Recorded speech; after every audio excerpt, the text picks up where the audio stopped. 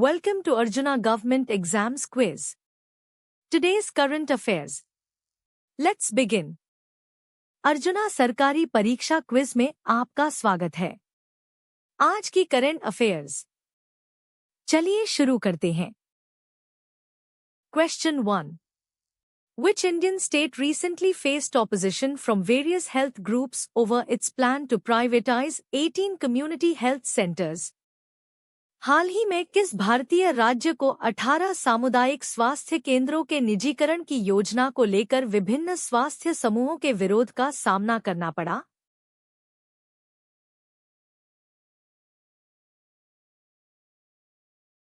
The correct answer is Madhya Pradesh.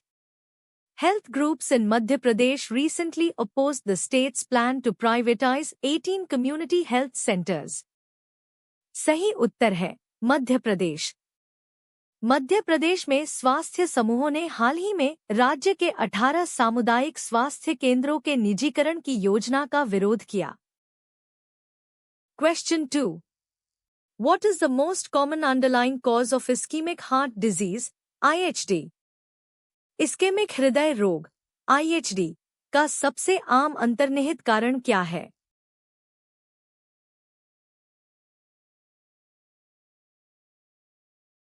The correct answer is atherosclerosis. Atherosclerosis, the hardening and narrowing of arteries due to plaque buildup, is the primary cause of ischemic heart disease. सही उत्तर है atherosclerosis. Atherosclerosis, जो plaque जमा होने के कारण धमनियों का सख्त होना और संकरा होना है, इस्केमिक हृदय रोग का प्राथमिक कारण है। Question 3. Which of the following cardiac biomarkers is most specific for myocardial injury and is used in the diagnosis of myocardial infarction? निम्नलिखित में से कौन सा कार्डियक बायोमार्कर मायोकार्डियल चोट के लिए सबसे विशिष्ट है और मायोकार्डियल इन्फ्रक्शन के निदान में उपयोग किया जाता है?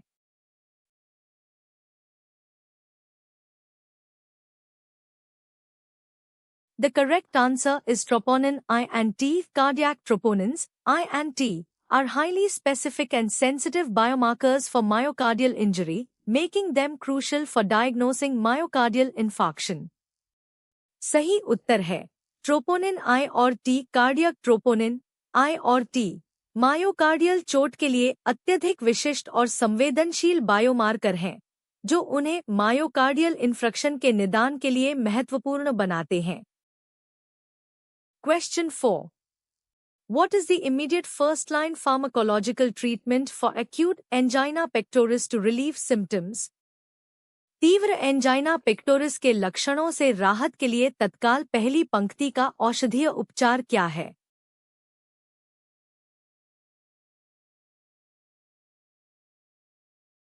The correct answer is sublingual nitroglycerin.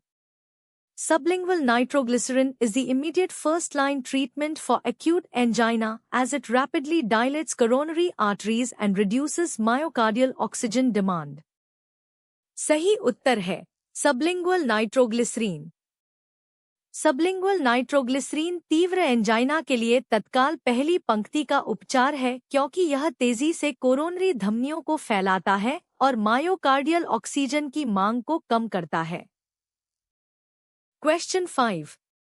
Which of the following is not typically considered a modifiable risk factor for ischemic heart disease?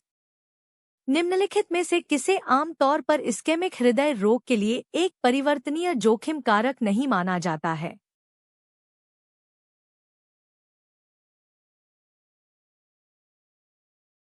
The correct answer is family history of IHD. While a family history of IHD increases risk, it is a non-modifiable risk factor, unlike smoking, dyslipidemia, and hypertension which can be altered. सही उत्तर है IHD का पारिवारिक इतिहास। जबकि IHD का पारिवारिक इतिहास जोखिम बढ़ाता है, यह एक अपरिवर्तनीय जोखिम कारक है, धूम्रपान, डिस्लिपिडेमिया और उच्च रक्तचाप के विपरीत जिन्हें बदला जा सकता है। Question 6. In a patient presenting with STEMI, what is the primary goal of reperfusion therapy? STEMI STEMI से पीड़ित रोगी में रिपरफ्यूजन थेरेपी का प्राथमिक लक्ष्य क्या है?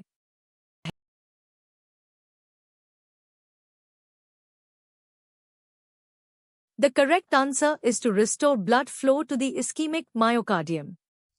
The primary goal of reperfusion therapy, example PCI or thrombolysis, in STEMI is to quickly restore blood flow to the heart muscle to minimize damage.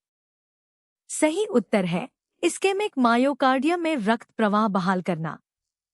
STMI, STEMI में रिपरफ्यूजन थेरेपी, जैसे PCI या thrombolysis, का प्राथमिक लक्ष्य क्षति को कम करने के लिए हृदय की मांसपेशियों में रक्त प्रवाह को तेजी से बहाल करना है। Question 7. According to current guidelines, what blood pressure reading is generally considered stage 1 hypertension? वर्तमान दिशा निर्देशों के अनुसार किस रक्तचाप रीडिंग को आम तौर पर स्टेज 1 उच्च रक्तचाप माना जाता है?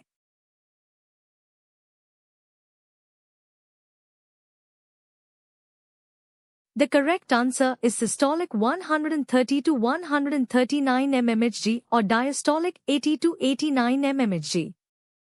Stage 1 hypertension is defined as a systolic blood pressure between 130 to 139 mmHg or a diastolic blood pressure between 80 to 89 mmHg.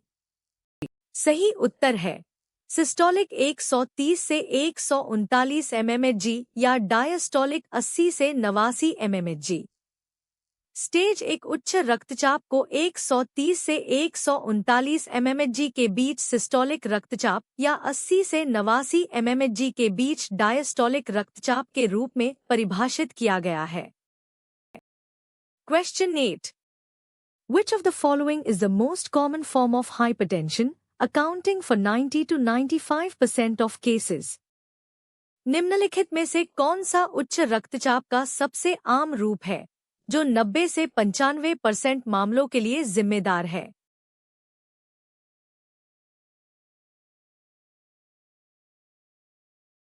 The correct answer is essential primary hypertension. Essential primary hypertension has no identifiable secondary cause and accounts for the vast majority of hypertension cases. सही उत्तर है आवश्यक प्राथमिक उच्च रक्तचाप। आवश्यक प्राथमिक उच्च रक्तचाप का कोई पहचानने योग्य द्वितीयक कारण नहीं होता है और यह उच्च रक्तचाप के अधिकांश मामलों के लिए जिम्मेदार होता है। Question 9. Long-term uncontrolled hypertension is a major risk factor for which of the following conditions? दीर्घकालिक अनियंत्रित उच्च रक्तचाप निम्नलिखित में से किस स्थिति के लिए एक प्रमुख जोखिम कारक है?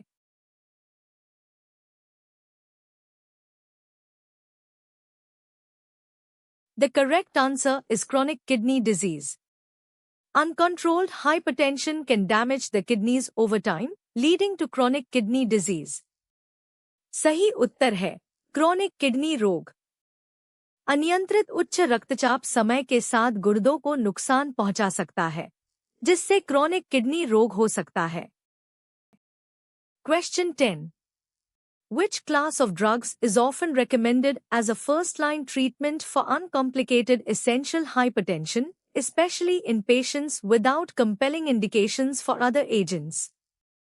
किस श्रेणी की दवाओं को अक्सर जटिलता रहित आवश्यक उच्च रक्तचाप के लिए पहली पंक्ति के उपचार के रूप में अनुशंसित किया जाता है, खासकर उन रोगियों में जिनके लिए अन्य एजेंटों के लिए कोई अनिवार्य संकेत नहीं है?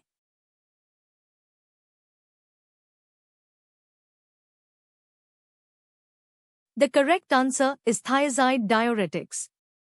Thiazide diuretics are commonly recommended as first-line therapy for essential hypertension due to their effectiveness, tolerability, and cost-effectiveness.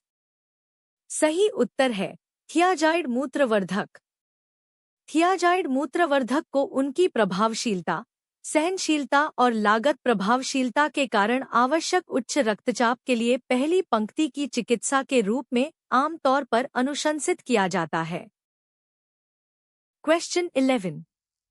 A sudden, severe increase in blood pressure, example 180/120 mmHg, accompanied by acute target organ damage is defined as a रक्तचाप में अचानक गंभीर वृद्धि जैसे 180-120 mmHg के साथ तीव्र लक्ष्य अंग क्षति को क्या कहा जाता है?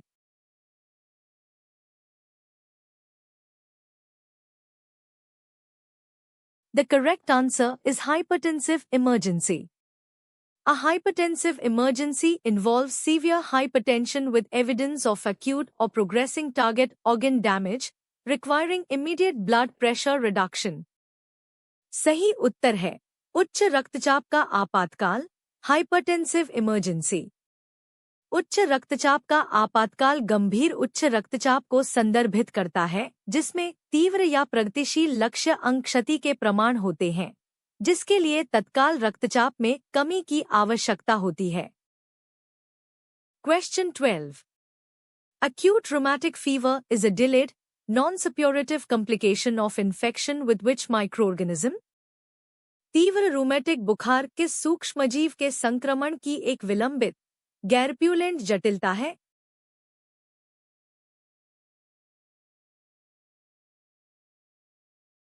The correct answer is group A Streptococcus, Streptococcus pyogenes. Acute rheumatic fever is an inflammatory disease that can develop as a complication of an untreated group A Streptococcus, Streptococcus pyogenes, infection. सही उत्तर है group A Streptococcus, Streptococcus पायोजेन्स। तीव्र rheumatic बुखार एक सूजन संबंधी बीमारी है जो अनुपचारित ग्रुप ए स्ट्रेप्टोकोकस, स्ट्रेप्टोकोकस पायोजेन्स संक्रमण की जटिलता के रूप में विकसित हो सकती है। Question 13. Which of the following is considered a major Jones criterion for the diagnosis of acute rheumatic fever? तीव्र रूमेटिक बुखार के निदान के लिए निम्नलिखित में से किसे एक प्रमुख जोन्स मानदंड माना जाता है?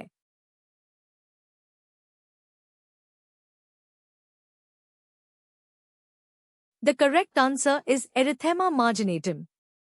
Erythema marginatum is one of the 5 major Jones criteria for acute rheumatic fever, along with carditis, polyarthritis, chorea, and subcutaneous nodules. सही उत्तर है एरिथेमा मार्जिनटम। एरिथेमा मार्जिनटम तीव्र रूमेटिक बुखार के लिए 5 प्रमुख जोन्स मानदंडों में से एक है, साथ में कार्डिटिस, पॉलीआर्थराइटिस, कोरिया और चमड़े के नीचे के नोड्यूल भी शामिल हैं। Question 14. The most common long-term cardiac complication of rheumatic fever is damage to which heart structure? Rheumatic बुखार की सबसे आम दीर्घकालिक कार्डियक जटिलता हृदय की किस संरचना को नुकसान पहुंचाना है?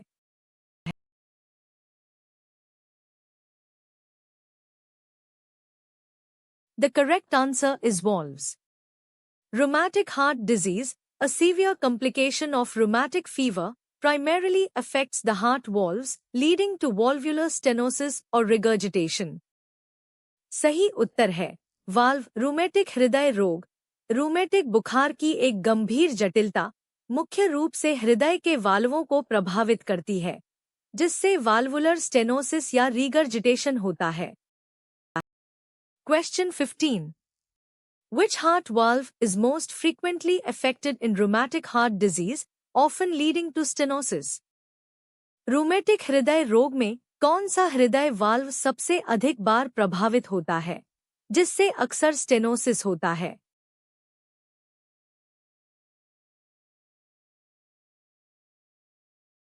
The correct answer is mitral valve. The mitral valve is the most commonly affected heart valve in rheumatic heart disease, often resulting in mitral stenosis. सही उत्तर है mitral valve. Mitral valve rheumatic हृदय रोग में सबसे अधिक प्रभावित होने वाला हृदय वाल्व है, जिसके परिणामस्वरूप अक्सर mitral stenosis होता है। Thanks for watching. Subscribe to Arjuna Government Exams Quiz for a new quiz every day. देखने के लिए धन्यवाद। हर दिन नई क्विज के लिए अर्जुना सरकारी परीक्षा क्विज को सब्सक्राइब करें।